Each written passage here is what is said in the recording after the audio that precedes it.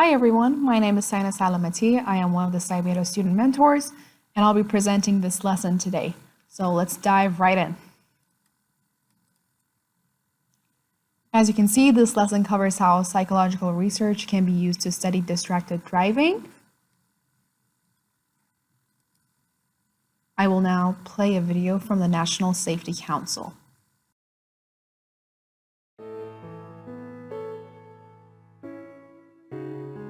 I wish there were enough words to describe my parents. They were both just the most wonderful people. You know, every week they were at the soup kitchen helping to feed the underprivileged and always helping other people. But you know, my mom was the cool 8th grade English teacher.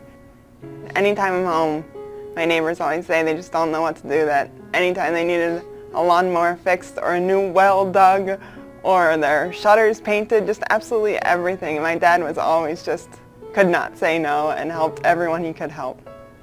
The date was May 18th of 2008. It was my college graduation day. And, you know, my parents and I were just driving this really easy drive that we'd done so many times, but because of a young driver talking on his cell phone while he was driving, he caused a 3-vehicle collision that ended the lives of both my parents and ended all hopes of the life I had been planning. And there happened to be a paramedic who lived right on the scene. He heard the crash and came to see if everyone was okay. When he got there, my mom didn't even have a heartbeat. My dad had a really faint heartbeat, but it faded almost right away. And when he came to me, I had a really strong pulse, but I wasn't breathing. So he moved my head and I took a gasp for air. We were literally around the corner from an ambulance station and less than 10 minutes from a trauma hospital. My life has changed in every way imaginable. Not only with my parents being gone, but, you know, just being in this entirely new body. Broken bones heal, but, you know, a brain injury is forever, and that, amazingly, I lost not too much cognitive ability. She started off on the brink of death, you know, a 10% chance of surviving, and it was 2 weeks before she even really started waking up, giving the occasional thumbs up. It was 3 months before she even really knew who I was. It was about a month and a half after the accident. She was the first time she asked where her parents were. Her brother told her, and she thought it was a joke. And even so, she didn't remember the next day. And she probably asked about her parents specifically 36 times over the course of 2 months before it really stuck in. And for us and for her family, it was heartbreaking every time. The left side of my body doesn't really, this is what my arm can do. I can't move my wrist, I can't move my fingers, I can't move my ankle, I can't move my toes. It's just so difficult that I can't really function as a normal human being. That's the things I used to love to do, I can't do anymore. You know, I was an outdoors girl. There's no more hiking, there's no more biking, there's no more throwing a baseball around, there's no more canoeing, there's no more camping. Those were my absolute favorite things to do.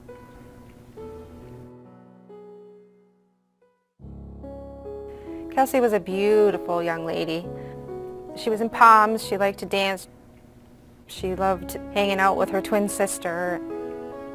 She always said she didn't have any friends, but we found that not to be true. After she had passed away by over 1,000 people at her funeral and wake. Even at 17, she would want to hug and snuggle with me, and she just had a huge, huge heart. She was a very fun-loving kid.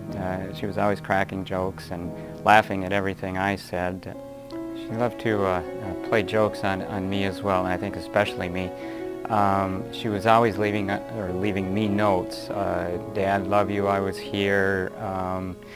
As a matter of fact, we found one note months after she died in our car, and in the glove box was a note she had written. Said, Dad, I know you're going to clean the car and find this note.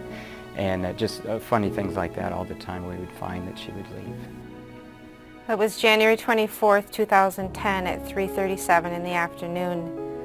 The phone had rang, and it was Kelsey's best friend, Stacy, on the other end. And Stacy said that Kelsey had been in a accident. We went down to the crash site, and it was bad. Kelsey was in the car She was T-boned by an SUV, and the SUV was only doing 35 miles an hour. I found out a few days after that Kelsey had been on the phone. It's a cliche to say it was surreal, but I think from the call on for who knows how long, we were just shocked in a daze, and some days I think we still are.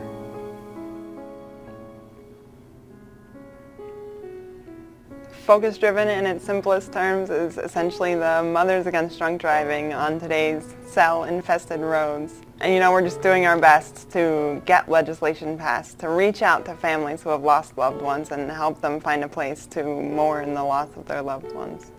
People don't realize that when you're having a conversation on the phone that you are trying to drive at the same time and talk at the same time, and your brain cognitively cannot do both tasks, and so the talking on the phone takes over and you are not seeing the road. I believe that it's much more than just the law. The education has to be there as well to get people to realize how dangerous that this act is. What it really needs to come down to, it needs to go beyond the laws. It needs to be the cultural change. It needs to be the peer pressure from the passenger sitting in the other seat. It needs to be the person picking up with the phone on the other end saying, I can't talk to you if you're driving the car. It needs to be absolutely everyone stepping up and trying to put an end to this epidemic.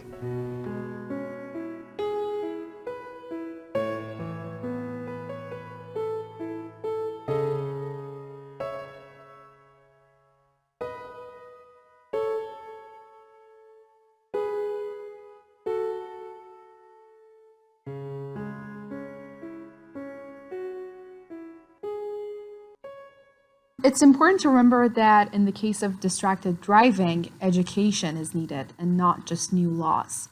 People need to understand that cognitive limitations make it unsafe to both talk and drive at the same time. And one of the goals of psychology is to conduct controlled experiments that let us understand the effects of something on an outcome. There's research showing that distracted driving is a cognitive issue. It's not a motor or poor coordination issue, and it's important to remember this, because if it were a matter of not being able to physically control the steering wheel while holding an object, then hands-free devices would solve the problem. But because it's a cognitive issue, and talking while driving is a problem, even if you are not holding your phone physically. And we know this because we have experimental data. And this is one way the psychological research has helped society.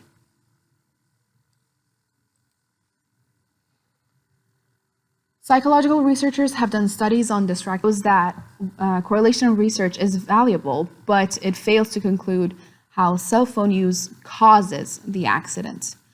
And because of this, we have experimental studies that can help us. In experimental studies, researchers can isolate one aspect of cell phone use and use experimental method to assess causal impacts on driving. And if a researcher is conducting a true experiment, they will be randomly assigning the participant to a control group or an experimental group to rule out other possible explanations for cell phone use causing fatal accidents.